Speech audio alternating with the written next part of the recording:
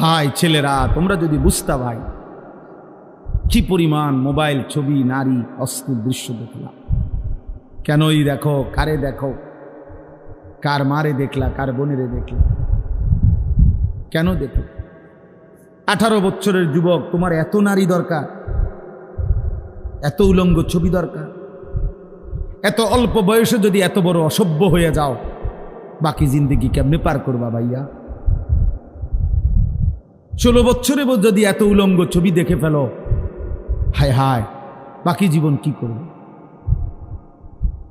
18 বছর না যাইতেই যদি এত সারা রাত মোবাইলে নারীর ছবি, নাচ, গান, উলঙ্গ দৃশ্য দেখো, হায় হায় জানোয়ার, আগামী জিন্দগি কেমনে চালাইবা?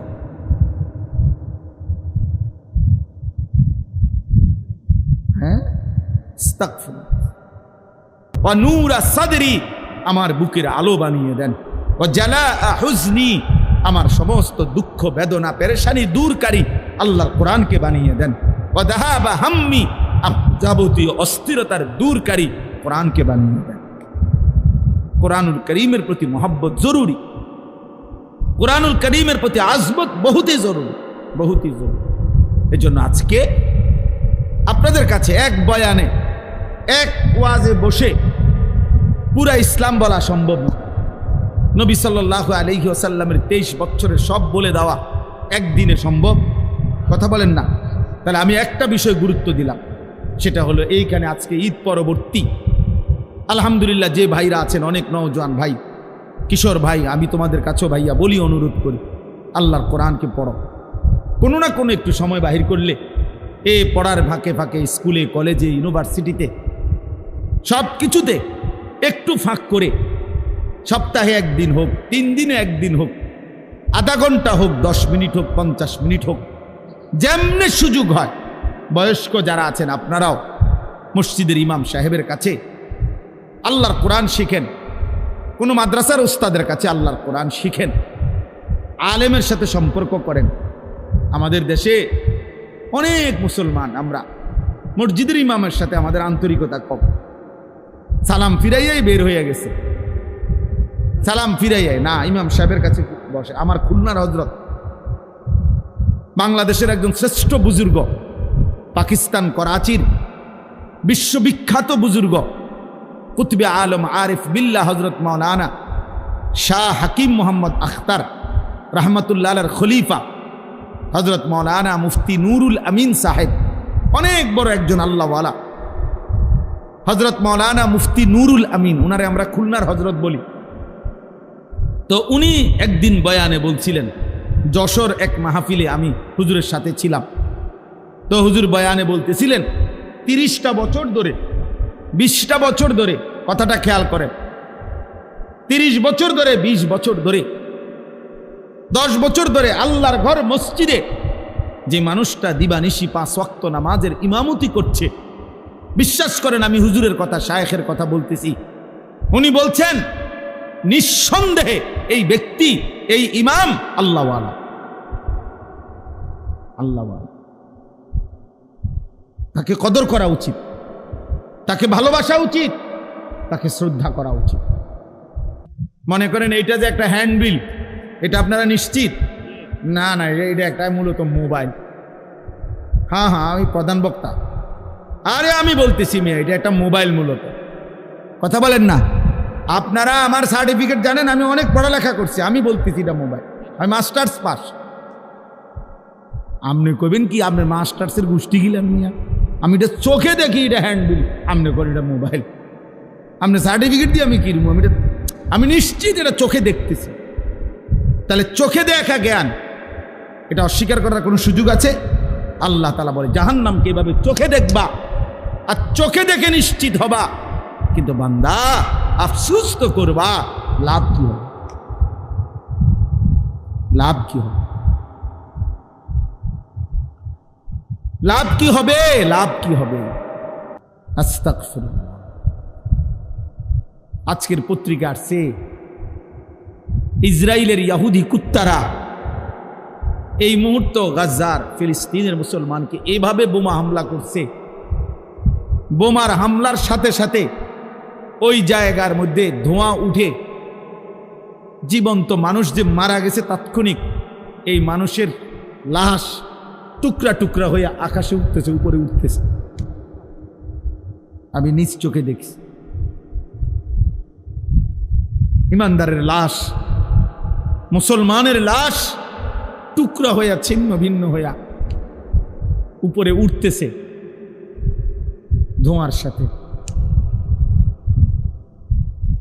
এটা তো ভাইয়া রূপকথা না, এটা তো গল্প না, এটা অতীত কাহিনী না, এটা কাল্পনিক কোনো কথা না। এটা এই মুহূর্তে হচ্ছে পৃথিবীতে। ইহুদি কুত্তারা, বেঈমানরা মুসলমানদের উপরে এইভাবে জুলুম করছে। ওই মুহূর্তে পৃথিবীর এক অঞ্চলের মুসলমান যখন এই পরিমাণ নির্যাতিত, আরেক অঞ্চলের মুসলমানের সন্তান, মুসলমানের যুবক ঠিক ওই মুহূর্তে সারা রাত মোবাইলে উলঙ্গ ছবি দেখতেছে। আরে দোস্ত, এর চাইতে বড় বেইনসাফি জুলুম আর কি হইতে পারে? এর চাইতে বড় আফসোস কি হইতে পারে? এর চাইতে বড় আরে কিছু করতে না পারি, চোখের এক ফোঁটা পানি তো ফেলতে পারি, আল্লাহর কাছে তো দুইটা হাত তুলতে পারি না। মনে হয় যেন পাশের বাড়ির মুসলমানকে রক্তে ভাসায় দিছে এই ঘরের ছেলে, তখনও মোবাইলই টিপছে। আমার সমস্যা কি? তারা মেরে লেছে, আমার কি? আমার সমস্যা কি? আমার তো মারছে না, আমারও তো মারছে না। মিয়ানমারে না ভূমিকম্প হয়েছে, আমার দেশে তো হয়েছে না, আমরা বুড়িসিং তো আর হয়েছে না, অসুবিধা।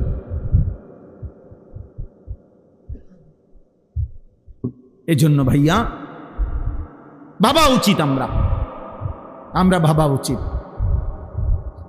আমরা ভাবা উচিত। আমাদের এই শুক্রবারে যে জুমার নামাজের বয়ান হয়, ইমাম সাহেব আমাদের ছেলেপেলেগুলো যদি একটু মনোযোগ দিয়ে শুনতো, তাহলে শুধু জুমার বয়ান দ্বারাই তাদের জিন্দিগি পরিবর্তন হতো। কিন্তু ছেলেপেলেদের মাথায় অবস্থা হলো এই যে শয়তান ইবলিস ওদের মাথার মধ্যে এটা ঢুকায় রাখছে, ইমাম সাহেবের এসব কথা তোমার কোনো প্রয়োজনীয় বিষয় না। এগুলো ওনাদের এগুলো বলতে হয়, এই জন্য বলে, এটা ওনার চাকরি।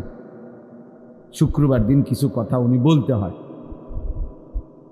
কিন্তু বাস্তবিক অর্থে যদি বুঝতো কেউ যে না, এর মধ্যে আমার হেদায়েত আছে, আল্লাহর কথার মধ্যে আমার জীবনের জন্য দিক নির্দেশনা আছে, তাহলে বাস্তবিক অর্থেই তার জিন্দেগি বদলাইত। আমাদের মাঝ বয়সী যে সমস্ত লোক জুমার নামাজের বয়ান মনোযোগ দিয়ে শোনে না, এই উনাদেরও কোনো পরিবর্তন হয় না।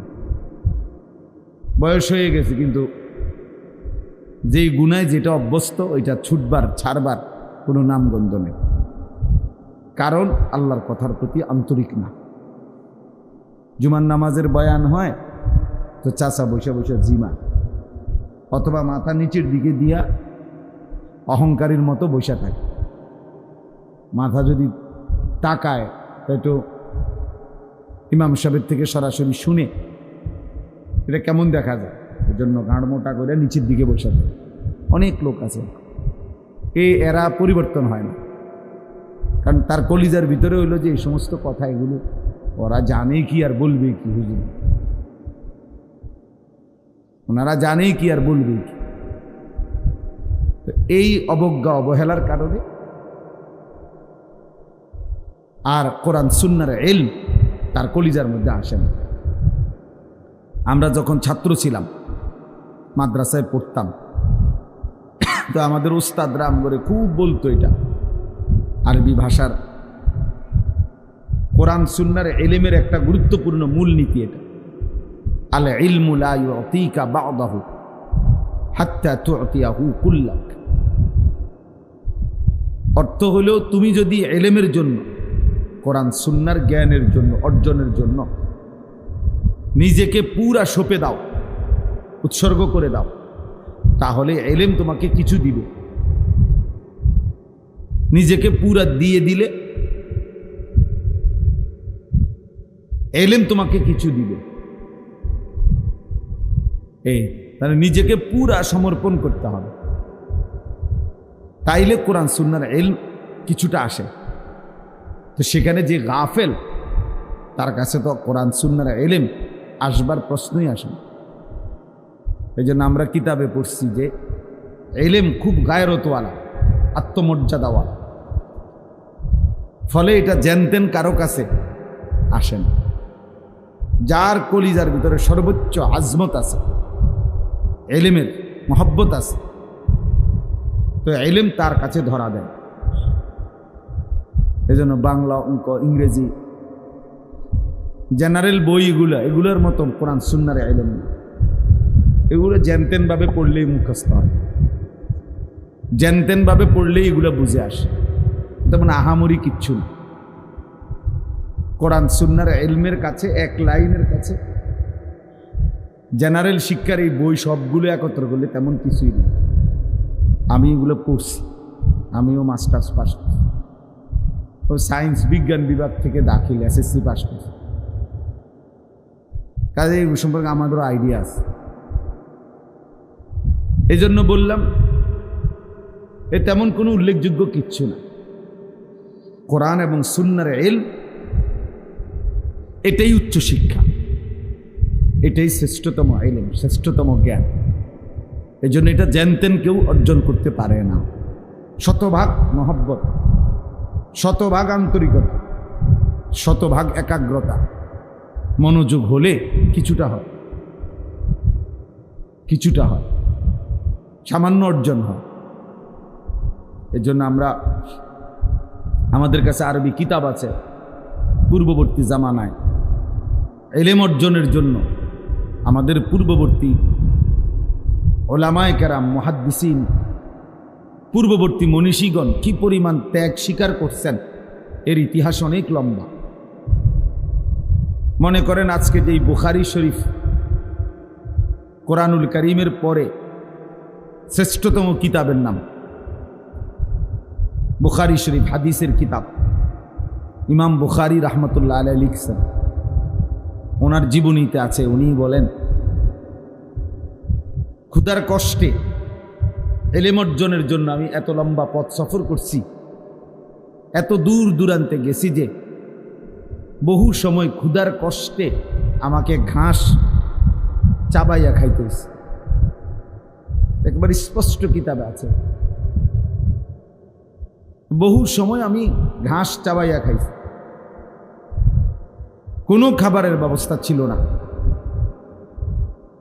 হযরত আবু হুরায়রা রাদিয়াল্লাহু তাআলা আনহু সাহাবীদের মধ্যে সবচেয়ে বেশি হাদিস বর্ণনাকারী। উনি বলেন, এই বিপুল পরিমাণ হাদিস নবীজির থেকে সংগ্রহ করতে গিয়ে কখনো কখনো ক্ষুধার কষ্টে আমি কোথাও বাহিরে গিয়া যে খাবার সংগ্রহ করব, এটুকু মানসিকতা আমার ছিল না। কারণ যদি আমার একটা রাসূলের একটা কথা ছুটে যায়, একটা বাণী যদি ছুটে যায়, তো এই জন্য উনি বলেন যে আমি কখনো কখনো মসজিদে নববীর বারান্দায় উপুর হইয়া লম্বা হইয়া শুয়ে কাঁপতে থাকতাম। আর আমার সঙ্গী সাথীরা বলতো আবু হুরায়রার মনো মৃগী রোগ, খিঁচুনি রোগ। এই জন্য সবাই আমারে ঘাড়ে পিঠে হাত বুলাইতো আর বলতো আমার মৃগী রোগ আছে, খিঁচুনি রোগ আছে। কিতাবে আমরা নিজে পড়ছি, হযরত আবু হুরায়রা রাদিয়াল্লাহু তাআলা আনহু বলতেন, এই অবস্থায় ওয়াল্লাহি মা বি ইল্লাল জু', সাহাবীদেরকে, অন্যান্যদেরকে বলতেন, আল্লাহর কসম বন্ধুরা, আমার খিঁচুনি রোগ না, মৃগী রোগ না, আমি এমন কাঁপতেছি আল জু', ক্ষুধার কষ্ট, পেটের ভোকে। কিন্তু এরপরেও রাসূলুল্লাহ সাল্লাল্লাহু আলাইহি ওয়াসাল্লামের দরবার থেকে যায়নি। বিনিময়ে আজকে তিনি সবচেয়ে বেশি হাদিস বর্ণনা। তো এটা চারটিখানি বিষয় না। এই জন্য সবার জন্য, আপনাদের জন্য বলি, আল্লাহর কথা সর্বোচ্চ আন্তরিকতা নিয়ে শুনতে হয়, তাহলে কিছু অর্জন হয়। ইলমবিহীন আমল ভুলে ভরা। হাসরের ময়দানে গিয়ে দেখবেন কোনোটার কান নাই, কোনোটার হাত নাই, কোনোটার পাও নাই, কোড়ি ভাঙ্গা, ঠ্যাং ভাঙ্গা, মাথা ভাঙ্গা। তার মানে আমল তো করছেন, আপনি তো মনে করছেন আপনি 5 ওয়াক্ত নামাজ পড়ছেন, কিন্তু কোনোটার রুকু হয় নাই, কোনোটার সেজদা হয় নাই, কোনোটার ওযু ঠিক মতো হয় নাই, ফলে যথাযথ নেকি অর্জন হয় নাই, অর্জন হয় নাই। এই জন্য ইলম জরুরি, ইলম জরুরি। আল্লাহ পাক রব্বুল আলামিন সর্বপ্রথম ইলমের কথা বলছেন, ফা'লাম আন্নাহু লা ইলাহা ইল্লাহু। এই কথার ইলম অর্জন করো যে আল্লাহ ছাড়া আর কোনো ইলাহ নাই। তার মানে কালেমায়ে তাওহীদের জন্য, ঈমানের জন্য ইলম জরুরি, ইবাদতের জন্য ইলম জরুরি। আমি কি বিষয়ের ঈমান অর্জন করব আর আমার ঈমান কি বিষয়ে ক্ষতিগ্রস্ত হবে, এটার জন্য আমার ইলম লাগবে। আবার আমি কি আমল করব, কি আমল ছাড়ব, এটার জন্য আমার কি লাগবে, ইলম লাগবে, ইলম লাগবে। এই জন্য আমার শায়েখ আল্লামা মুফতি মুশতাকুন নবী কাসিমি হুজুর বলে যে 4টা জিনিস খুব জরুরি। 1 নাম্বার হলো ইলম, 2 নাম্বার হলো ঈমান, 4 নাম্বার হলো আমল, 5 নাম্বার হলো তাকওয়া। 1 নাম্বার হলো ঈমান, লা ইলাহা ইল্লাল্লাহ মুহাম্মাদুর রাসূলুল্লাহ। এটা পূর্ণ বুঝে নেওয়া, শিখে নেওয়া, জেনে নেওয়া। এই শুধু লাইন এটা পড়তে পারার নাম যথেষ্ট না। তো প্রথম হলো ইলম, মানে আমার কি বিষয়ের উপরে ঈমান আনতে হবে, আমাকে কি কি আমল করতে হবে, এটা পূর্ণ জানা। এরপরে হলো ঈমান, এরপরে হলো আমল, আমার উপরে আল্লাহর হুকুম কি কি, নিষেধ কি কি। আর এরপরে হলো তাকওয়া, নিজেকে শতভাগ গুনাহ থেকে বাঁচিয়ে রাখা। তো হুজুর খুব সুন্দর উদাহরণ দেয়। একটা গাড়ির মৌলিক এই 4টা জিনিস। 1 নাম্বার হলো হেডলাইট, 2 নাম্বার হলো ইঞ্জিন, 3 নাম্বার হলো বডি, 4 নাম্বার হলো ব্রেক। তো হুজুর বলে যে ইলম হলো লাইটের মতো, ঈমান হলো ইঞ্জিনের মতো, আমল হলো বডির মতো, গাড়ির বডি, আর তাকওয়া গুনাহ থেকে বেঁচে থাকা, এটা হলো ব্রেক। তো যখন লাইট, ইঞ্জিন, বডি, ব্রেক ঠিক থাকবে, এবার ড্রাইভার যদি মজবুত হয়, তো এই গাড়ি গন্তব্যে পৌঁছবে। তো ঠিক ইলম, ঈমান, আমল, তাকওয়া, এই 4 জিনিস যে ঠিক রাখবে, তার জিন্দেগির গাড়ি জান্নাতে চলে যাবে। এই জন্য ইসলামের এই জ্ঞান, কোরআন সুন্নাহর ইলম, আপনারা এটাকে মামুলি মনে করেন না যে কিছু হুজুর পড়ে, ওনারা অল্প কিছু হুজুর কিছু পড়ে সরে মনো কোরআন কিতাব, এটুকুই যথেষ্ট না ভাইয়া। বৈষয়িক শিক্ষা কারো যদি নাও থাকে, এটা দোষণীয় না, অথবা এর দ্বারা কিছু আটকায়ও না, কিন্তু কোরআন সুন্নাহর ইলম ছাড়া আপনার মৃত্যু পরবর্তী পুরাটা জিন্দেগি আটকায় যাবে। কিন্তু এই দুনিয়াবি পড়ালেখা না হলেও দুনিয়া চলা যায়, কিন্তু কোরআন সুন্নাহর ইলম ছাড়া আখিরাত চলা যাবে না। যে ব্যক্তি গণ্ড মূর্খ, একেবারে নামটাও লিখতে জানে না, সেও পুরা দুনিয়া ভোগ করে, কোনো অসুবিধা হয় না। বিয়ে করতেও সমস্যা হয় না, বাড়ি করতেও সমস্যা হয় না, নেতাগিরি মাতবরি করতেও সমস্যা হয় না। বহুত নেতা আছে, মাতবর আছে, নামটাও দস্তখত করতে জানে না। হেইতের বুদ্ধির সামনে বহুত বড় বড় শিক্ষিত ফেল, এর এক কথা তুড়ির লগে উড়ে যাবে। অনেক আছে, আমিও তো দেখছি। অথচ হেবাটা কি টিপসই দেয়, মানে নামটাও লিখতে পারে না, টিপসইও দিতে পারে না, আঙ্গুল দইরা দেওয়ান লাগে। এইটা দইরা দিলে তো বুঝে যে এই আঙ্গুলে ছাপ দিতে গেছে, এমন মূর্খ। কিন্তু মেলে বসলে, দরবারে বসলে এবার এক কথার সামনে বড় বড় শিক্ষিত ফেল। তাইলে দুনিয়া ভোগ করার জন্য বৈশ্বিক শিক্ষা না হলেও চলে, দুনিয়া তো অন্ধ ব্যক্তিও ভোগ করে, দুনিয়া বোবা মানুষটাও ভোগ করে। যে বোবা, কথা বলতে জানে না, সেও দুনিয়া কামাই করতে পারে, সেও বিয়ে করে, বাচ্চা কাচ্চা হয়, সেও খাইতে পারে, ঘুমাইতে পারে। তাহলে দুনিয়া ভোগ করা একদম সহজ বিষয়, একটা মামুলি বিষয়। আপনি এত বুদ্ধি খাটাইয়া, এত পড়ালেখা করে, এত কিছু কইরা আপনি যেই ভাত মাছ খান, যেই চাল ডাল খান, মূর্খ মানুষ এড়িয়ে খায়।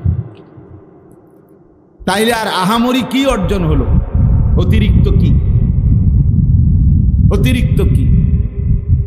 এই জন্য এটা মনে রাখতে হবে, দুনিয়া এমনিই ভোগ করা যায়। আল্লাহ তাআলা কোরআনুল কারীমের মধ্যে বলছেন, আমি আল্লাহ তাআলা আমার এই জমিনে যতটা প্রাণী সৃষ্টি করেছি, প্রত্যেকের রিজিকের জিম্মাদারি আমি আল্লাহ তাআলা আমি নিজেই আমার কাঁধে তুলে নিলাম। ওয়ামা মিন দাব্বাতিন ফিল আরদি ইল্লা আলাল্লাহি রিজকুহা। আল্লাহ তাআলা বলেন, এই জমিনের মধ্যে বিচরণশীল প্রত্যেকটি প্রাণের রিজিকের জিম্মাদারি আমি আমার হাতে নিলাম। লা নাসআলুকা রিজকা। আরেক আয়াতে আল্লাহ বলে, আমি তোমাদের কারো কাছে এই সৃষ্টি জগৎকে রিজিক দিতে কারো সাহায্য চাই না, কেউ আমারে সহযোগিতা করতে হবে না। তোমরা যদি সবাই আতফাও সাইরা বইয়াও থাও, এরপরও আমি আল্লাহ তাআলা প্রত্যেকের রিজিক আমি একাই পৌঁছাবো। নাহনু নারযুকুক, আমি রিজিক দেব।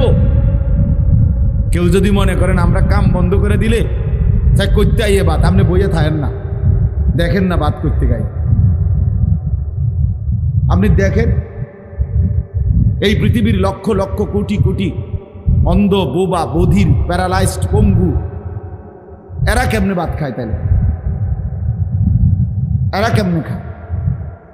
আসলে মূলত প্রত্যেক মানুষকে আল্লাহ তাআলা তার দুনিয়ার জিন্দেগি পরিচালনা করে। এজন্য আপনি যদি বলেন যে আমি বসে থাকবো, চাই কোত্থেকে বাদ হয় না, আপনি বসে থাকতে পারতেন না। তো আপনি তো আপনার নিয়ন্ত্রণে না, আপনি তো আল্লাহ তাআলার নিয়ন্ত্রণে। তো যার জন্য আল্লাহ তাআলা কাজ করাবে, যারে দিয়ে ফায়সালা করছে, তাকে দিয়ে তো আল্লাহ ওই কামটা করাইবেই। আপনি হইয়া থাকবেন কেমনে? আর যাকে দিয়ে করাবে না, সে হাজার লাফাইলে কি লাভ হইবে? তো কাজীরা তাকে দিয়ে করাবে না, সে এটা কোত্থেকে করবে? কিভাবে করবে সে? তাহলে এই সৃষ্টি জগতের প্রতিটা নড়াচড়া এটাও তো আল্লাহ তাআলার নিয়ন্ত্রণ, আল্লাহ তাআলার সিদ্ধান্ত। নাহনু কাসামনা বাইনাহুম মাঈশাতাহুম ফিল হায়াতিদ দুনিয়া। কোরআনুল কারীমের মধ্যে আল্লাহ তাআলা বলেন, এই দুনিয়ার জীবনের মধ্যে আমি আল্লাহই প্রত্যেকটা মানুষের জীবিকার উপার্জন কে কোনটা করবে, কিভাবে, কে দেশে কে বিদেশে, কে এই কাজ কে ওই কাজ, সব কিছু আমি আল্লাহ কাসাম না, আমি আল্লাহই বন্টন করে থাকি।